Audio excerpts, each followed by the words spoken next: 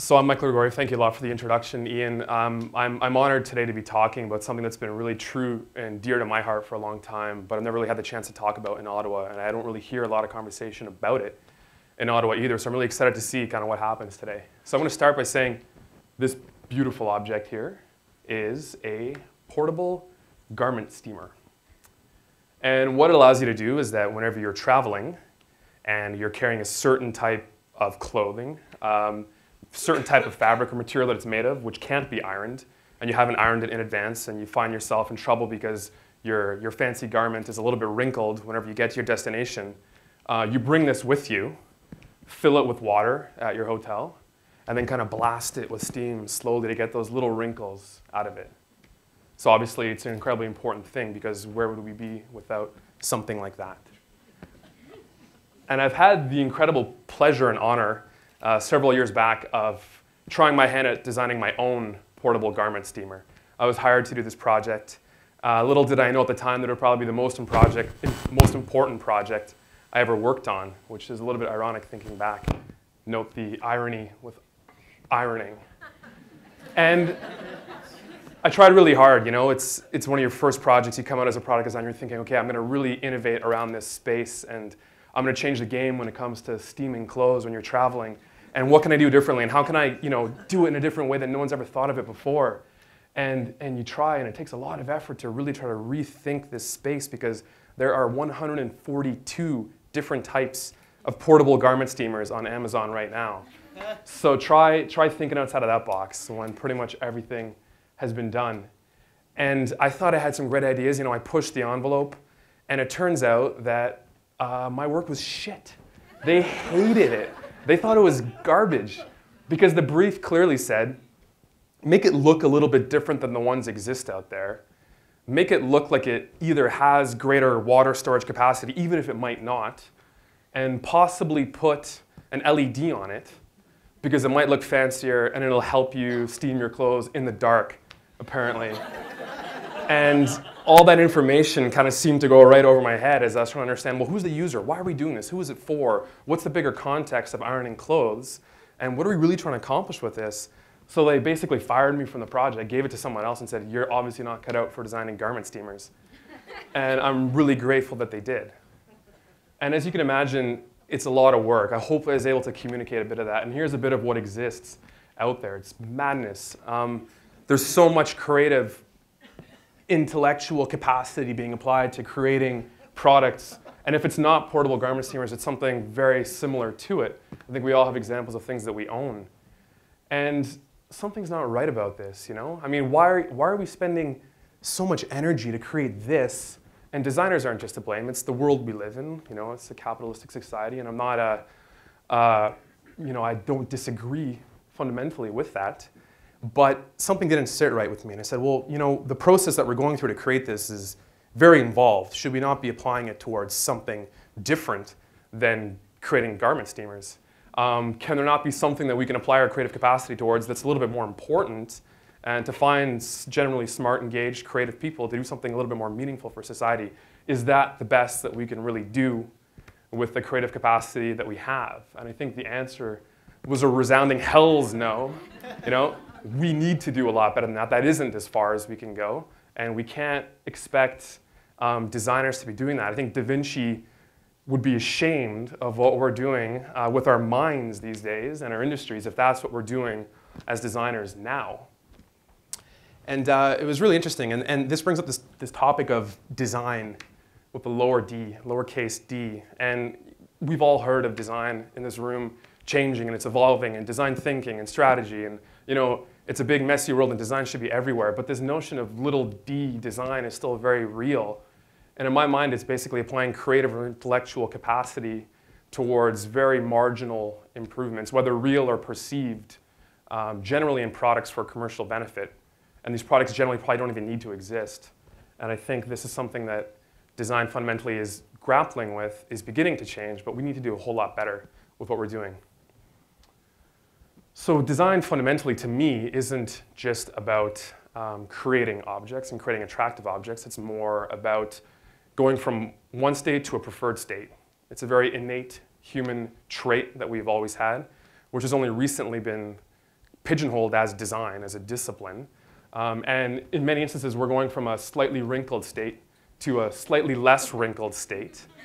And lots of other examples like that. And I propose that we really go from our current point A to a much better point B and potentially live with slightly wrinkled clothes in the process. And it's interesting to me because this was really this shift in perception of what design could do and what design means to this city. And I started thinking more and more about, well, what can we apply creative principles to that in Ottawa, there isn't a whole lot of opportunity to do that. We don't have a lot of industry where you can really dive in and invigorate it with design, but we do have a lot of government in town. So who knows who these people are? A few, probably, yeah, okay. Politicians, right? So these are city councilors, 23 plus Mr. Mayor Jim Watson in the bottom corner. These are elected officials to represent you, your hopes, your dreams. In an increasingly urban environment, we hear about, cities are exploding, cities are more important than they ever have been before. These are the people that are there to represent you and represent you in city council. So I'm going to do that annoying thing where I ask you to participate quickly, but only once. So by show of hands, who here generally cares about their community and what happens in their community? Okay, so basically everyone. And who here has ideas or opinions on how they might change things in their community? Still pretty much everyone. And I know that TEDx isn't necessarily the best sample audience for this next question, but who here, and Ottawa as well is kind of skewed, but who here has ever voted to elect one of these people that we see on the screen? Okay. So fewer than half of you. I don't know if you've noticed, look around. And that's about normal. And I'm sorry, I forgot to raise my hand. I have never voted municipally as well. And that was curious to me. And I was wondering, well, why is it that? That's pretty interesting. I generally care about my environment. I generally care about things. I'm actively involved in the community. Why have I never been engaged by a municipal politician? Why have I never voted municipally? I vote federally. I vote otherwise. What is it about municipal politics that means nothing to me? So I can't see him. I think he was in the back earlier, but last summer, a friend of mine named Jason Pierman, who's one of the co-founders of Hub Ottawa, he encouraged me to come out for a drink, and I think he buttered me up with a beer or two before asking me. But basically he said, hey, a buddy of mine is going to be running for city council, and we were talking that it might be cool to have some design component involved in the campaign, so might you be interested potentially in volunteering for free for a year and hundreds of hours of your time and really devote every second that you're not working on your actual job towards this thing? And my knee-jerk reaction, obviously, I think the answer was a few slides back. Definitely not. Why would I do that? I don't even vote municipally. I don't even care. It's what do I care about stop signs and garbage recycling? Just deal with it. Who cares? It's not a big deal. So this idea of municipal politics being important was very foreign to me at that point. But then I kind of slept on it for a couple nights and realized that, wait a minute, that's exactly what I'm interested in trying to change. What is it about the perception of municipal politics that doesn't make sense to people? Why have I never voted municipally? I'm a perfect candidate to engage. How come young people don't vote? How come of those elected officials, some of them only 11% of eligible voters in a ward decided that they want that person to represent them? And now they're there at city council fighting for 11% of the population, of the eligible voting population of that ward. That's an interesting problem for me. And it's interesting from a design perspective. How can we potentially rethink and change that process? So I'm glad I agreed to Jason's offer wherever he is and started thinking about it in this context. And this is a graphic from IDEO. And IDEO is a well-known design consultancy. And this is basically their model for what's called human-centered design. So how can we approach the design of products or services or experiences through a human-centered lens, actually driven by the needs of people and the wants of people? And generally, this doesn't exist in the world of municipal politics, obviously. Desirability, that's the notion that how can we potentially make a campaign desirable to people, a candidate desirable to people, the process of engaging desirable to people? How do we get them to engage the way we want so that they actually want to participate in the process? Generally, people aren't. Participation rates in voting municipally are plummeting. Last election, they were about 44% here in Ottawa. 2 elections before that, they were in the 30s. That's crazy when we keep hearing how important cities are. How can we reverse that trend? When we talk about feasibility, what can a city councilor actually do? What is a city council? What does a mayor even do? What is your role as a citizen? I mean, most people don't know. How can they be expected to engage when you don't even know what's feasible with municipal politics? And viability, how can we build a team or a process that is actually viable and makes sense to rethink how we can engage with our political institutions in a city. And this was kind of the lens that led me to, be involved in the strategy of a campaign, which if you asked me a year ago, I would have said, I definitely would never be doing that. So it's interesting to see where we've come in pretty short order. So we got to thinking, well, what if a campaign, instead of telling people what they should think, rather listened to people and their ideas and thoughts? Pretty novel concept. And what if instead of preaching, it began to teach people instead about the process? And what if, rather than simply telling people what they need to believe, we actually got them actively involved and leveraged community leaders and made them part of this process and respected them as citizens, that they fundamentally need to be part of this, and not just because it's their democratic right, but because collectively we're far more intelligent if we leverage the intelligence of everyone in our community. So we'd be better off, we would develop a better platform if everyone was part of it, and not just to pay lip service to engagement.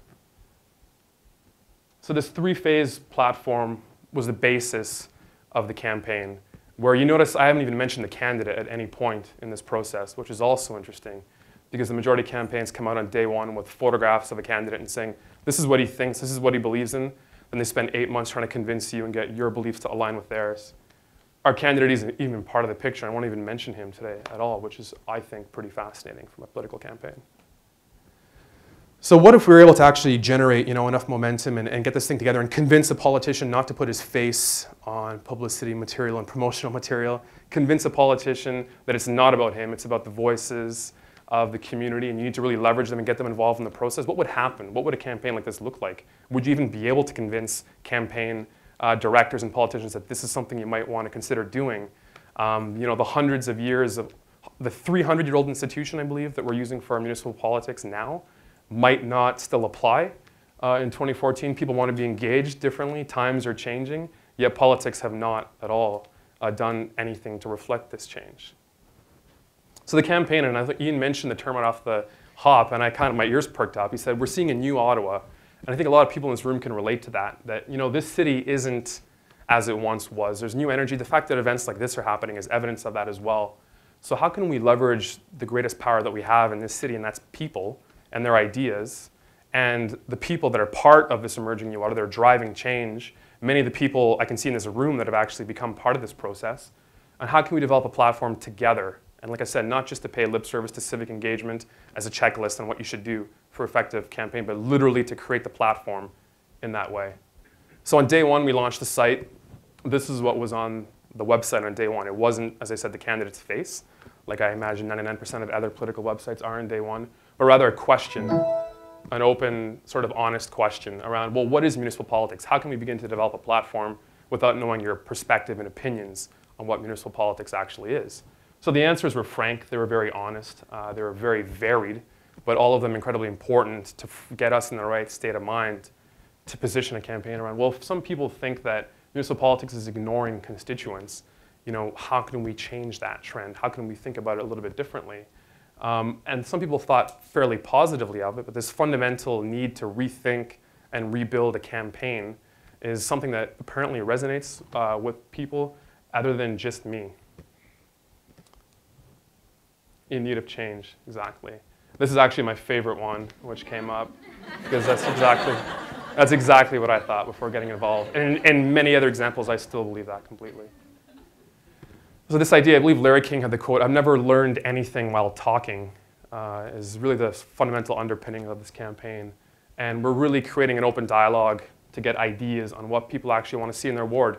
And rather than convince them and guilt them and shame them into voting because it's your democratic right and that you should be ashamed of yourselves for not voting. People went to war to fight for democracy, and you're wasting those efforts, Ashamed of yourselves. You guys are ignorant. You don't care. You're apathetic. We frame it around, we have no bias. We hopefully, if we can get you interested in it, maybe you'll vote for us. But let's just get you interested in the process anyways. So we gathered ideas, and this idea of cyclical engagement where it's not enough to just ask for your opinion. We need to show the results of your participation as well, and hopefully that will lead to more engagement. So we can't just say, what do you think, hoard all that information, create a platform with no transparency. We're actually pushing that back out in the hopes of driving more engagement. And it's funny, when you do this, it starts to resonate with people apparently, and the support is astronomical and blew me away. I never thought that people would actually, I thought we're onto something, but I never really realized how it's really starting to resonate with people. And people are coming out of the woodwork and saying, how do I get involved? I want to learn more about how municipalities work. Oh, I have ideas for my community. I see that there's actually channels for me to begin to engage. And how do we engage people without just flyers and signs and use games, as was talked about earlier today? So the idea of a fortune teller to learn about transit options in a city, also known as a cootie catcher, which I recently learned. But how can we use methods like this in our meetups and our engagement to actually teach people about things that are happening, what their options are, and what kind of fun can we have with a generally incredibly boring topic for most people. And what happens if you layer that with traditional politics, right? So canvassing, knocking on every single door twice, which has never been done. I think you get a level of hyper engagement which has never been seen in municipal politics. You get people starting to come out at 2 o'clock on a gorgeous day to talk about transit modal choices at a bar and passionately share their opinion. And you get to see people that generally wouldn't engage in politics because young people don't care, right? You're not supposed to care. Politicians don't engage you because you don't vote. So then you don't vote because politicians don't engage you. Well, you start to see young people come out in droves and say, how can I get part of this process? How can I help change the face of municipal politics?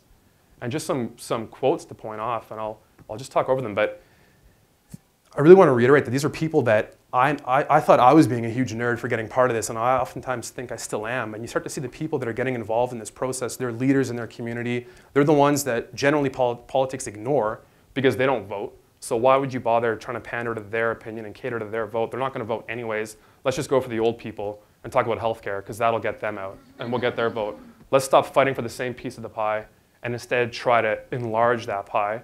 And let's try to convert people to believers of a system, get them part of the process. And it's incredibly exciting for me because I see so many faces here that have, I'm not preaching to the choir. I can see people that have really joined in that. So I challenge, in conclusion, for us to move from this interpretation in this city and as individuals and designers to shift from this little d design towards the big D of design. And this is something that I really want to see happen a lot more in this city. I think, in closing, a design theorist named Victor Margolin, he said, designers are custodians of the future, and design itself has the ability to occupy the space between the world that is and the world that could be. So thank you for your time.